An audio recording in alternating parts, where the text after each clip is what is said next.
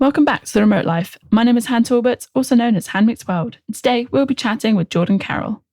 Jordan, also known as the Remote Job Coach, creates content, courses, and coaching programs to help high performers get connected to remote job opportunities and find freedom and flexibility in life. In this episode, we talk about things to think about when applying for a remote job, including useful skills and Jordan's thoughts on the future of remote work. So grab a coffee, a tea, or something stronger, and let's get started. And we are live. So Jordan, welcome to The Remote Life. How are you? Remote life. Are we living that? We are living that. Let's go. I'm amazing. I just had a bunch of cherries, as did you. So they're so amazing. I love my landlady at my guest house. So we're in Bansko at the moment, and the guest house owner came up to me with a whole bowl full of cherries from her garden last night. Just the most random thing to get given, but so sweet. It's a thing here, I think. Bulgarian cherries, and then I come to the co-working space and I get a bowl full of cherries. So it seems like a trend. It's a fair trade. So let's dive straight in. Connect the dots for us. What inspired you to begin your remote life journey? I've been remote since 2013. I don't know if it was necessarily an inspiration at the time, but it snowed. And I had a work from home day because it snowed. And I was like, wow, I can sleep instead of be commuting. Like I can sleep extra time. And that was my first inspiration to be remote, was just, it's a small thing, but when you add up the amount of hours that you get to sleep per week, if you're not in an hour and a half commute, which is what I had at the time, It can be a pretty big deal. So then I negotiated my work to be remote just one day a week. After the snow season, we were going back to the office. But I was like, hey, I'd love to do one day a week on Fridays at least. And was able to negotiate that. And then from there, remote work has been, just living a remote life has been the one thing that I think has given me the most autonomy over my day, the most control over my ability to change my environment and just create the life that I want. So it's a lot of fun. Were you in California at the time? Or? No, I was in Boston. California doesn't really snow, so I was in Boston. You mentioned California before. So. Yeah. No. I grew up in California, and then after college, I got a job, and I was working in corporate at IBM, and I moved to Boston for the training program. So for the training program, we were in the office most days of the week. We were traveling sometimes to trainings, but then once the snow season hit, it was very unsafe to drive. I don't know if you've ever been a Californian trying to drive in the snow, but we don't do well. Yeah, we don't do well with that. So yeah, and I feel like the commute there was such a big thing for people, especially after the pandemic. Like even I was doing on a remote contract pre-pandemic, commute to London 3 times a week. Yeah. And just taking that out alone, like an hour on the trains, it literally brought back so much of I felt alive again, because for sure. You're not commuting, you're not up early and crazy, and you actually get to start the day fresh with your own kind of routine. Yeah. And I was lucky that that was 2013 for me. So I was able to kind of see it at a very early stage of my career where it framed the way that I thought about what work could be. And it's not that the company that I was with at the time, IBM, did remote work really well. I mean, remote work was very different back then. Sure. There's no Zoom. We really didn't do video calls at all. It was all teleconference, and you can just be asleep and just have the phone next to you. So I definitely did that more than I'd like to admit. But over time, my view on the remote work and how to live very optimized, efficient, successful remote life has definitely changed. And so has the industry itself. And so has a lot of companies and their policy and their ability to work remote in a really good way. For sure. So speaking of lifestyle and changes, where are you at now? Obviously we're in Bansko, and you did an awesome talk on finding remote work and whatnot. So tell us a little bit about that and what your ideal lifestyle is, I guess. Yeah, my ideal lifestyle is just choice. Having the freedom to be in Bansko.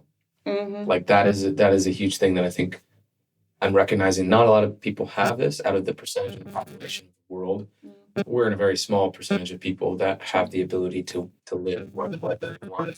So for me, taking advantage of that is essential to also try to pay that forward, find people that can benefit from this lifestyle, not living like me, but living remote on their own terms. For me, it looks like the ability to travel while I'm promoting my book. I have a book out on Kickstarter right now. And I decided that over the summer, I'm going to go to a bunch of different conferences, speak about, finding a remote job, talk a little bit about my book, and just spread that awareness. So that for me has been really great. And the talk yesterday, as you mentioned, was awesome. And I had so much fun doing it's a little bit different every time. I did a few in Croatia, I did one in Mexico, and I did one here, obviously, in the past like 2 or 3 months. So it's been a lot of different talks, and I do a lot of virtual talks as well. So kind of bringing all this knowledge forward is one of the most fun things for me to do. We'll chat about your work in a second, but let's wind it back. Tell us a little bit more about your talk, because I know that finding remote work is one of the things that stops a lot of people from pursuing this lifestyle. Yeah, it's like the big enabler, right? You have to have a remote job to be able to travel. Yeah, but it's not as tough as it seems, I find. So tell us a little bit more about like kind of your strategy, because for me it was very refreshing, like hearing your take on it. So yeah, Cliff Notes version is, I think a lot of people make the mistake of thinking that a job search just involves applying to jobs, when in fact there's a lot of other components of a job search that make it successful for people. So I break it down into 3 categories of strategy, branding, and networking. And in the talk, basically what I went through was a lot of the mistakes that people make in these 3 categories, as well as the solutions. So instead of, for instance, going on job boards and just applying, think about what is the ideal lifestyle that you want, and what are the companies that are going to support that ideal lifestyle, and what are the sizes of those companies, what industry are they in, what exact role are you going to be able to do? Because without these targets and without being able to articulate yourself in a way that companies can understand you, you're just going to be floundering through these job boards, hoping that there's something there for you, and applying to endless jobs and not getting responses. But depending on where people are in their journey, if they're not getting responses at all, then that's kind of top of the funnel problem. They're not articulating their value. They're not choosing the right types of jobs. They're not targeted enough. Let's say they're getting the interviews and they're not getting beyond that. Then obviously they're not doing a good job in the interviews to progress that forward, or they don't have enough relationships to maintain the trust throughout that interview process. So there's a lot of different things. Obviously, we could sit here and talk about that for hours, but that's the high level. Well, no, because it's deciding also like what. Because I feel like, especially again after the pandemic, it's been really heightened. A lot of people are now moving to remote work for things like not having to commute, or like, you know, being able to look after their families and stuff. So it's thinking about all that kind of stuff as well, which is so important. And I think you're so right that then from that you can then pick the role that works for you. So then, like, you know, you can like go do the kids drop off, or like, you know, people who are more flexible around that, for example, or the commute is a huge one, I find. And I would just say one thing on that is, it's when you're thinking about the job search, all those things are great, but a job search is not about you. It's not about you. It's not about you getting those benefits. It's about you being a value add to the organization. Cool. And then what my recommendation is pick an organization that's already remote first and already has a remote work policy that aligns to what your lifestyle is. And then you don't have to do all that explaining. They just get it. So then the interview becomes less about, I want remote work because I want to be able to take my kids. It's, I can do this role and help your company achieve X, Y, and Z. That's the shift. Yeah, for sure. This is not about the person looking. It's about how they can provide value to the actual company. That's cool. So do you feel like you have to have experience in remote roles before you apply for remote work? No, not necessarily, because at some point you're going to have your first job. And I transitioned from an office position to remote. So at one point I didn't have remote experience. At any point, someone doesn't have experience before they get it. So that shouldn't be the excuse. But I think having experience in the actual role and having virtual work experience is really important, because virtual work encompasses remote work. Virtual work is essentially being able to work on a computer, right? And do your job from a computer. So what I might suggest you think about is, if someone works for a multinational corporation or a multi-international corporation, like my company, IBM at the time, I realized like, oh, I'm working with people all over the world. I'm in an office, but I'm remote from them, right? Like, we're not all centralized in one place. So once you realize that, you're like, oh, I've actually worked virtually with teams across different countries, time zones, all this stuff. So then you can use that experience as the frame. Yeah. It's like sure. I've worked with people in different countries, across different time zones, virtually, whatever. And that becomes like how you can frame how you'd be good at remote work, because you do have some experience potentially. Yeah. So it's kind of looking for maybe top 3 skills that can be you're already doing. Because there's, again, like we worked with tech day to day anyway. Yeah. So there's always skills you can pull out for your CV or LinkedIn or whatever it happens to be, right? So exactly. Yeah. And there's a lot of transferable skills that are really soft skills that work in remote work. So communication, for instance, like especially written communication. If you have good experience with written communication, or you double down on getting better experience at that, can be a really, really big deal when you're in a remote environment. Yeah, it's definitely a very different mindset shift in a way when it comes to applying for work, right? Like you kind of have to think a little bit more outside the box, like you said, with soft skills. So what would you say is kind of one of the biggest difference between like office and remote roles? Yeah, I mean, just not having someone there around you that kind of feels like accountability, even if your manager's not a micromanager and checking on you all the time, which some people do have that, there has to be a level of intrinsic self-motivation to get work done. Because if you're in an office, you might feel a little bit more pressure to like actually even just look like you're working, which is terrible, right? Because that's even more backwards. Sure. I'm in an office, so I need to look like I'm productive. So I think without that pressure, you really need to understand your own intrinsic motivations and be able to set up your environment in your remote space, whether that's at home or whether that's you're traveling, your work, your setup, whatever it is, to be successful and to be productive. Whereas if you go into an office, you might just already have that external motivation based on the people around you to get the work done or to feel like you're looking productive. For sure. What's your ideal setup for your office? Oh yeah, if you see it, it's crazy. Like I only work from home. I don't really work at co-working spaces. I find them to be too distracting for me. And I also have too much equipment. I have a tri-screen monitor that I travel with. It's portable. Oh, shoot. Okay. And you just fold it up. It's super easy. Cool. And then I have a neck stand that sits the laptop up so it's closer to my eye level. Mouse, keyboard, mic, USB mic. I've got like a pretty big setup. So when I get to a new apartment, like one of my main things with looking for an Airbnb or for a place that I'm going to stay is, do they have kind of a dedicated workspace or do they have an area that I'm going to be able to put all this stuff in, like an outlet and all those things. So my ideal is getting all those things set up and then getting comfortable being near a bathroom, being near my water source, and then just having kind of the comfortability of maybe a good light that sits over me so that on my calls I'm not moved out to, if you understand that reference. It's a movie reference, Zoolander. Yes, okay. I was like, it rings a bell, and I'm probably going to have... There will be people like listening going, man, how do you not know that? Okay. Sorry. Yeah. So like, do you generally tend to travel more slowly or like stay in one place a bit longer? I much more enjoy the slow mad lifestyle. So 1 to 3 months in a country, if not more. The way that I'm breaking it up going forward, I think is going to be a few months in Mexico, a few months in Spain, and then couple months in California, and then the rest is wherever I want to go. That's my thought process right now. That could change. So I don't. I'm very flexible. Sometimes you meet people, or sometimes plans change, and that's totally fine. Like I had an injury last year that kept me from traveling at all. I had surgery, and it was just like. Oh yeah, I was slow mad right now. It was that was very slow mad. Yeah. It was, get injured. If you want to be a slow mad, get injured. Because it will keep you in one place for quite a while. So do you speak Spanish or do you... Sí, hablo español. Ah, qué bien. ¿Hablas español también? Sí. Okay, bueno. What's one of your kind of top tips for learning languages on the road? Find a significant other that speaks it. Okay. Yeah, or date. If you're single, date in the local areas and date people that don't know your language. That was the good immersion technique. That was like how I learned Spanish. The first time was dating a Colombian woman in 2019 who didn't speak any English, and we did our dates over Google Translate for 3 months. Good for you. I like that. That's an interesting approach. That's new. Yeah. That's cool. So, speaking of obviously social lives and things like that, like how do you create community when you're slow madding?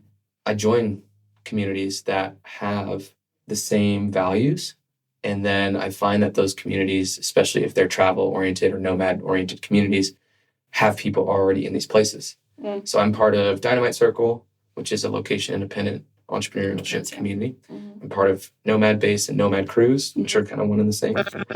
I'm part of Remote Ear as well, which I worked for a while. So like, even just within these three, I can go to pretty much any country in the world, and there are people there that I can find in the alumni chats or in the WhatsApp groups or in the Slack. Like they all have different forums and like places in which I can drop in. But at this point too, with being this far in my nomadic journey, I've met quite a lot of people. So the cities that I most want to go to are usually the cities that I'm going to for the people. So I already have that in mind. Sure. That does someone live here that I really want to see? A few people live here I want to see. And then when I get there, what I'll usually do especially from these different lives, like I'll bring together a dinner, invite the remote year people, invite the Dynamite Circle people, I'll invite the Nomad based people that I've met in school, like whoever is in that city that, I think would vibe, and try to bring them together for intimate dinners. I think that's like one of the most fun things to do. For sure, yeah. This community is so open and so chilled as well. Like everyone's always happy to have a chat. Yeah. So what is your favourite opening line when you first meet people? I like to ask people, what was the best part of your week so far? What was the best part of your week so far? Best part of my week so far? This conference has been very interesting. I've been to a lot of nomadic conferences. This one in particular seems to have a lot of stuff going on, like even more than I think any of the other ones that I've been to, and a lot of people. And I think the best part for me is simply seeing all of the different people from different walks of life that I've met previously in one place, in person. So here in particular in the Boxco Nomad Fest, there are people that I've known since 2018 or 2019 that I haven't seen since then. Sure. But there are dozens of them here in one place. That's never the case, right? Like a lot of our communication is virtual now. And typically when I'm somewhere, there's no more than, a few people that I've known from past lives like that, especially if I'm going to like a random city in rural Bulgaria. Yeah. But here it's like with 500 people, I would venture to say that there are dozens of people that I've met previously that are here. That's cool. Like well before this conference. And so that's cool, walking into a room and saying, oh, hey. The second would be just my talk. Like being able to like deliver the talk and being able to like stand in that. And then the third would probably be later today, because I'm hosting an unconference about living an alcohol-free lifestyle as a nomad. And that ends up being one of the most important things that I think I'm able to bring together for people, because these kind of conferences or events, meetups, end up making people feel like they need to drink. But that's something that I like to kind of dispel, and at least provide a space where people who want to have that kind of discussion can. Yeah, I think what's been really awesome, especially about this conference, is that there is a lot more emphasis on wellness and kind of taking care of yourself and taking time for yourself, which I think has been such a big thing. Like, I think it's so important. Do you have a mission or anything as well, like for a personal mission or like a business mission? Business-wise, I think helping to give more people in the world freedom and flexibility through remote work, especially refugee populations. So I give back 10% of my profits of my business to organizations that directly help refugees upskill to help them find remote work. I've also volunteered many hours helping people learn English, helping people learn remote skills, doing things like that. And I think that's super important, because remote work can be a vehicle to dignified employment for people that have been displaced, by no choice of their own, but have been forced out of maybe war, or have been forced out of extreme poverty or whatever it is. And I find that the more successful I can be, the more I can help those types of populations. And even if you just change one life like that, I don't have like this grand mission of helping 1 million people, but if I can just help a couple people, like that's still pretty big. And how do people get involved in that? Because I think, again, there's a lot more emphasis now on how people can give back in the travel industry as well. So how do people get involved in that? Yeah, I would find a cause that you care about. So for me, for instance, caring about the refugee populations and helping them upskill with remote work, there are a lot of organizations that already exist that are doing this. Cool. So you don't need to reinvent the wheel. Jobs for Humanity is one of them. Namal is another one. MIT React is another one. Remote for Refugees is another one. There's a lot. Nomads Giving Back is also a really good one. I'm an ambassador for them. And so being part of that, you can go online and go to their volunteer matching program. You can become an ambassador yourself and find ways to give back in the place that you call home away from home. I said that we would talk about your book. Yeah. Tell us about your book. Yeah, the book is called Remote for Life. It is the guide on how to find more freedom and flexibility in life through remote work. It is a very practical, hands-on book. It's not fluffy in the sense that you're going to read it and feel like you need more instruction. Like it's going to literally take you through the whole process of all the different things that you need to know about trying to find remote work. And I'm trying to make it as evergreen as possible. It's difficult when you're talking about very specific tools and techniques, but I'm also creating a pretty big resource library. So within the resource library, we'll have more of the specific stuff, that exercises and things like that will constantly be updated. So the book will be out later this year. November, December of 2022. Right now it's on Kickstarter, so it's doing pre-funding. I think there's about a week left on the Kickstarter. We're funded already, so Great. so it's awesome. It's a way to also, the Kickstarter is also a way to add additional bonuses and things like that to people who want to get in on it early. And I'm super excited. It's been a year and a half in the making. So yeah, it's really awesome. Will there be e-copies as well? Yeah, there'll be Kindle. It's going to be on Kindle. It's going to be a physical hardcover or paperback. It's going to be ever. I have a publisher I'm working with. It's been awesome to work with them as well. Now we'll make sure we add the links after this chat. Yeah. But just wrapping up a little bit now. So, do you have any thoughts on the future of remote work and where it's going? Yeah, I mean, we have another hour. 2.0. Yeah. I think from a broad perspective, I think remote work in the future of it is less about work and less about life in general, like how to create lifestyle with work. So I think one of the big things is we're going to see a lot more companies being able to hire from anywhere. That is a big push in the remote work industry right now, is that there's companies that are enabling or other organizations to be able to hire outside of the countries in which they have a headquarters. So those kind of companies are popping up left and right, and they're becoming, what's going to happen is it's just going to be a lot easier to hire remotely and hire people from all over the world. So that's one big one. And then I think beyond that, we're also going to see the digital nomad visa thing and the borderless society kind of be more of a thing, because the borders, I understand why borders are created. I understand why countries need to have their own legislations, but I think they're all going to need to start fighting to get this new class of people, the digital nomad, or the person who's remote work slow mad, or people who are taking longer vacations. Like countries are going to start, and they already have, incentivizing people to come live and work there, giving them longer visa stays, paying them to come there, whatever it is that they can do to enable their infrastructure in their country and their cities in their country in different ways to attract people to come live and work there and spend money. That's going to be a huge trend. Cool. So one thing that people should go away and take action on in order to get started and finding remote work, what's the action? Well, I've got a lot of free resources on my site. So so I think that's probably the best place to start, because I obviously do coaching, and I have a course, and I have a book, and I have all these things.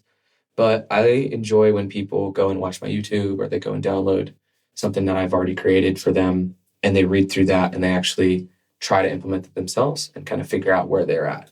And then what's the name? TheRemoteJobCoach.com. There you go. And there's a bunch of free resources on there. So you can really have the ability to start this search and kind of start figuring out what it is that you're looking for. Just get really targeted. Nice. That's my biggest thing, is like get super targeted on the ideal lifestyle you want. Write down your ideal day, write down your ideal week, your ideal life. Get very clear on that, and then start to try to find companies that fit that profile, who can hire you and you can live that life from day one. You don't want to be negotiating that. Sure. And find the company that's going to enable that already. Great. One last question. Fill in the blank. Home is where? Home is where I am, I think, because at any given time, I try to be present. It's like I'm here in Bosco right now. Like everything that I need in my ownership is with me. Yeah. My computer, the clothes that I carry for months at a time, everything, my phone. So like technically home is like the apartment that I have up by the gondola right now. Like that's where I come back to, right? I think it's kind of like home is where you come back to. So like in any given day, where am I going back? And that's where I am. Nice. Jordan, it's been epic to chat to you. And we'll make sure everyone can go find your links and get started in their own remote work journey. Awesome. Hope you enjoyed it. Bye. Thank you so much for listening to this episode of The Remote Life. And thank you, Jordan, for your awesome insights. You can find links to Jordan's portfolio and socials below. Thank you so much again for listening, and we can't wait to remote work with you again soon.